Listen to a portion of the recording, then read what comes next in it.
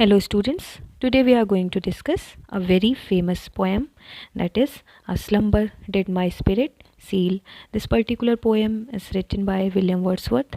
William Wordsworth is a very famous nature poet. तो आज भी अगर नेचर पोएट की बात हो रही है इंग्लिश लिटरेचर में तो वर्ड्सवर्थ को हम भूल नहीं सकते हैं. Let's see the title of the poem. तो इसमें थोड़ा सा बैकग्राउंड है that you all have to know about this. Slumber क्या होता है? स्लम्बर होता है डीप स्लीप, एक गहरी नींद को हम कहते हैं स्लम्बर. और यहाँ पे स्लम्बर किसे कहा गया है? बेसिकली डेथ को कहा गया है, मृत्यु को कहा गया है. माई मतलब यहाँ पर क्या हुआ? वर्ड्सवर्थ अपने बारे में कह रहे हैं. स्पिरिट क्या होता है? सोल को कहा जाता है. और सील मतलब क्या होता है? लॉक. तो एक नींद ने मेरे सोल को, मेरी आत्मा को बंद कर दिया, लॉक कर दिया. तो यहाँ कैसी नींद की बात हो रही है?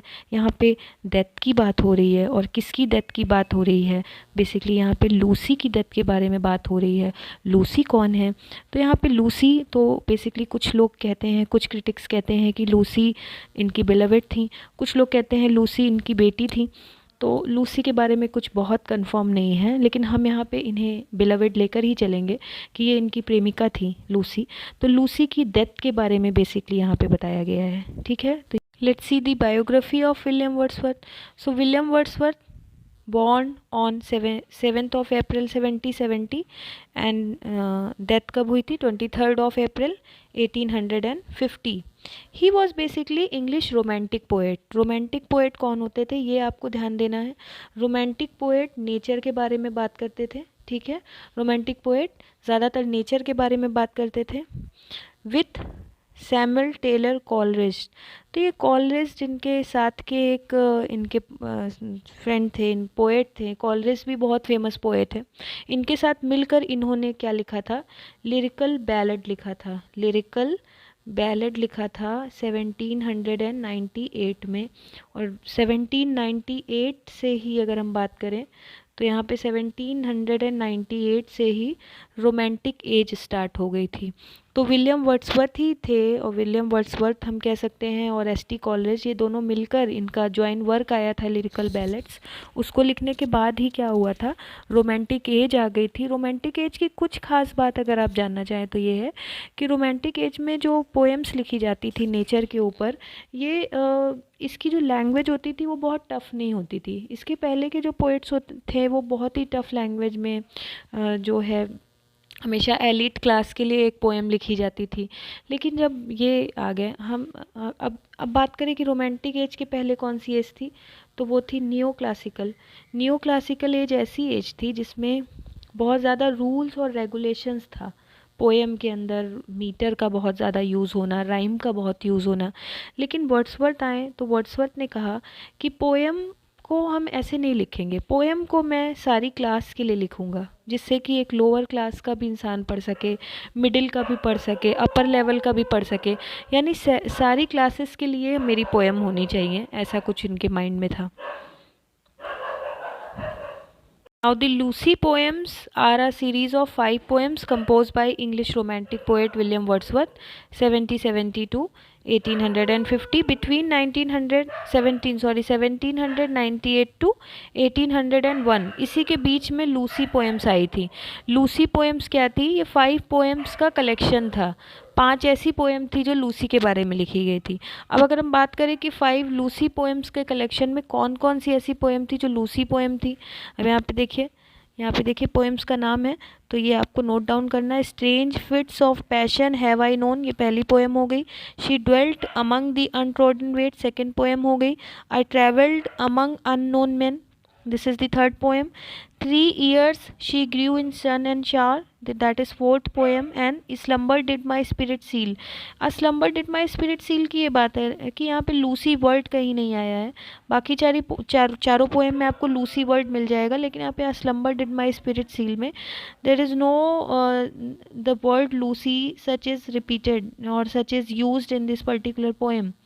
रिपीट का यूज़ ही नहीं हुआ है, तो इस पर्टिकुलर पोएम में यूज़ नहीं हुआ है, लेकिन इसको हम मानते हैं कि ये लूसी पोएम है. चलिए हम देखते हैं लूसी पोएम को.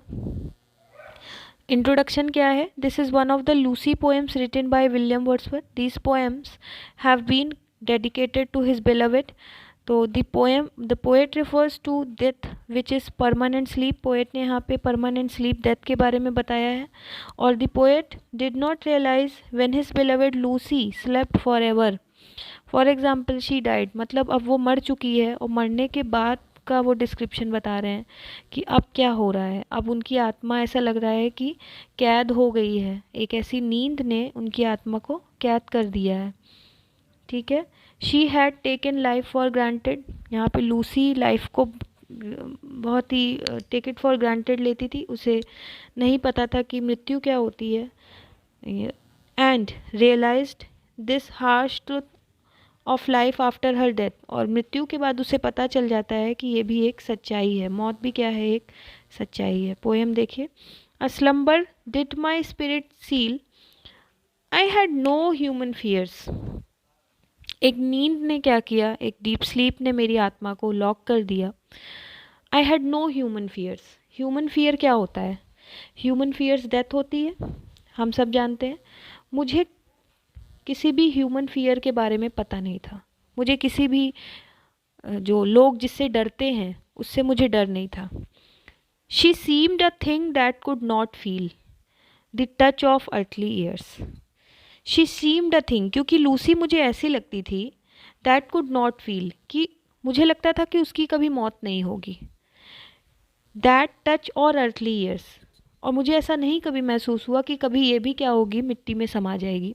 और कभी ये भी जो है अर्थ के रोटेशन को और अर्थ के अंदर ये प्रोसेस जो होता है, जो दफनाया जाता है, वो ये जान पाएगी। मुझे ऐसा नहीं लगता था। मुझे ऐसा लगता था कि मेरी बिलावट जो है वो हमेशा ज़िंदा रहेगी, वो कभी मरेगी नहीं, मुझे ऐसा लगता था।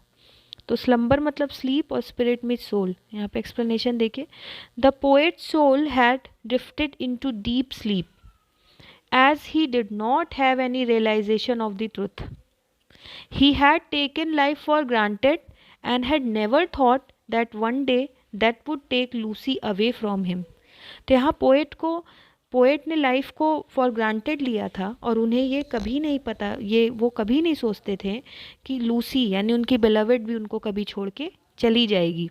When she was taken away, he could not bear the loss. और जब वो चली गई, जब वो मर गई, तो पोएट यहाँ पे वर्ड्सवर्थ इस चीज़ को, इस लॉस को वो सह नहीं पाते हैं, इस जो वो खोद देते हैं। नेक्स्ट पैराग्राफ देखिए, नेक्स्ट स्टैंजा, सॉरी।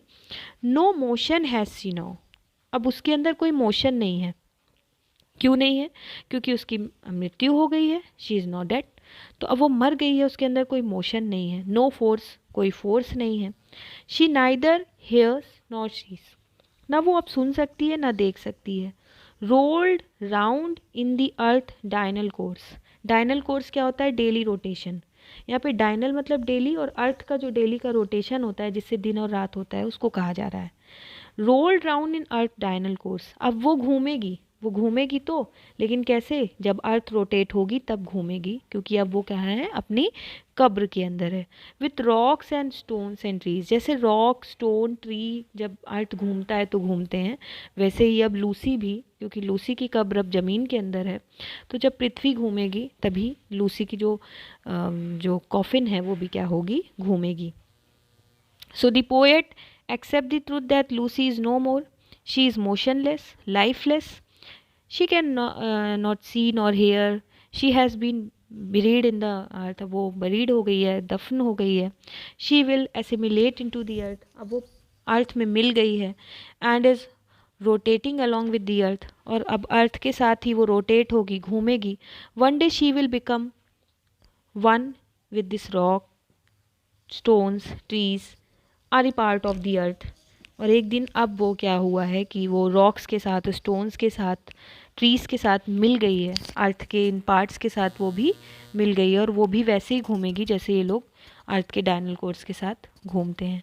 अब देखिए यहाँ पे लिटरेरी डिवाइस क्या है, ए बी सी डी। यहाँ पे आप अपनी पोएम में चेक करिएगा। तो the first particular line rhymes with the third and the second is the rhyme with the fourth, इस तरह से आपको मिलेगा। एलिट्रेशन आपको मिल जाएगा स्पिरिट सील में एस और रोल्ड राउंड में आर। इंजैबमेंट आपको मिल जाएगा यहाँ पे, तो इंजैबमेंट आप देख लीजिएगा। तो these are some question answer you have to do in your copy. यहाँ पे आप को ये कॉपी में लिखना है। ये सब क्वेश्चन आंसर है, एनसीईआरटी क्वेश्चन आंसर।